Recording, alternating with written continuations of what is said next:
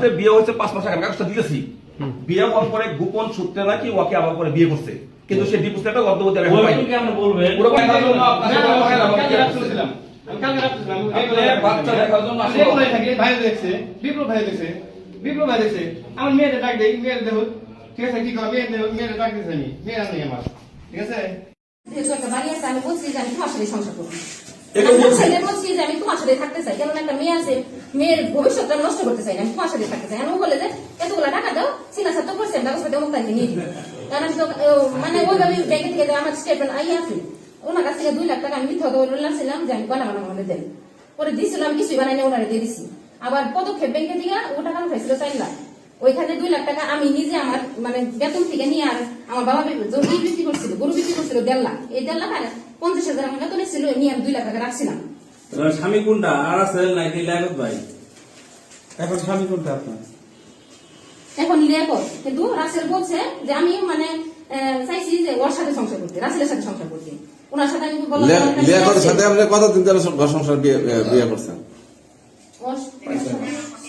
6 মাস হয়েছে। আপনি তো আপনার বাচ্চার আইনে লিয়াকতের সাথে যদি সংসার বিয়ে হয়ে থাকে কি বলছে বাচ্চা এখানে? করতে হয় কিন্তু তাহলে আপনি বাচ্চা আইনা করলে ওনার সাথে আবার যোগাযোগ কিসের? না না যোগাযোগ বলতে এখন ওর সাথে আপনারা ব্ল্যাকমেল করতেছে, আপনি পুলিশে আগে বলতে পারতেন না না, না, পুলিশে কমপ্লেইন করতে পারতেন। আমার বলছে যে তুমি ওই তখন পদক্ষেপে 2 লাখ টাকা রাখলাম, এখন বাড়ি ঘর করা শেষ, বিল্ডিং ছাদ করে আমি তখন এখানে আসছি, ও তখন আমার বলতেছে যে টাকা লাগবে, টাকা দে। এখন আমি বলছি যে আমার কাছে বর্তমানে টাকা নাই, কিনবা। এখন বলতেছে আমার নেসলে চলে গেছে, নেসলে বিজনেসে চলে গেছে, আমার টাকা দাও। পরে আমি বললাম যে 2 লাখ টাকা ব্যাংকে আছে, আমি এটাতে একটা রুম কমপ্লিট করার পরে তোমার আমি টাকা দিব, তারা এখন টাকা দিব না। পরে এলা নিয়ে ও ঘোলামেলা করতে করতে ও আমাদের বাড়ি থেকে শুরু করে ও ভুয়াপুর শহর সব জায়গায় ও সেরালাদা করে ফেলে, মানে আমার সঙ্গে মানে আত্মীয়-স্বজন সব মিলে যায়। এখন সিচুয়েশন এমন হইলো, ওর বাড়িতে আমার উঠতে দিতেছে না, তখন উনি আমাকে বাধ্য হলো বিয়ে করতে। উনি কি? উনি আমার হাজবেন্ড, উনি আমার বিয়ে করতে বাধ্য হইল। পরবর্তীতে আমি আবার রাসেল আবার আমার সঙ্গে যোগাযোগ করতেছে, আমি তোমার এই নিব, তোমার সাথে সংসার করবো। পরে এক জায়গায় নিয়ে যাই সিগনেচার করাইলো, সিগনেচার করানোর পরে আমি বলতেছিল নকল, আমি বলতেছি আমার কফি দাও, বাড়িতে যাও, এখান থেকে ওনার হাতে বই বইলে ওনার ডিভোর্স পেপার দিয়ে আমি বাড়িতে চলে যাবো, তোমার সংসার আমি করবো। এখন আমার মেন কাগজপাতি দিতেছে না, কোনো ইও দিতেছে না, দেখা মেয়ে থেকে তো আছে, আমি তোমার সংসারই করবো, এটা ঠিক আছে। এটা পরবর্তীতে বলতেছে নকল। আরেকটা জিনিস আমি দেখাই, এই যে আপনার ডিভোর্স পেপার দেখতেছেন, এটা হচ্ছে নকল, ওইগুলো ব্যবসা করে শিলা নামের একটা মেয়ে, ওর এখানে নিয়ে যায় নকল ডিভোর্স পেপারটা করাইছে। আমি তাহলে আপনি বিশ্বাস করবো আমাকে বিয়ে করছে? আপনি দেখেন, এটা দেখেন, ডকুমেন্টস দেখেন, ডকুমেন্টস দেখেন, আমার পরবর্তীতে বলতেছে যে তোমার আমি দেখেন ডকুমেন্টস দেখেন।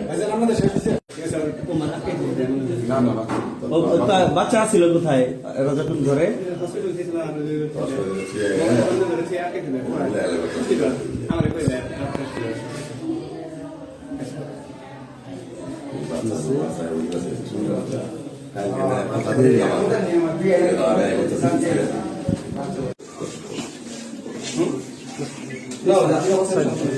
আচ্ছা, 5 মিনিট ইয়ে আসতেছে, বাইক আসতেছে, আসতে হবে।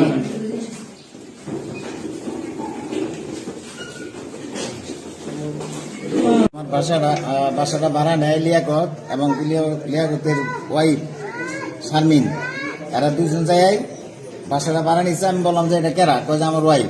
আবার ওকে বললাম কয় যে আমার এটা হাজবেন্ড, নতুন বিয়ে করছি, এটা বাসায় থাকবে। এইভাবে ডিসেম্বরের মাসে 1 তারিখ থেকে বাসাটা ভাড়া নিচ্ছি।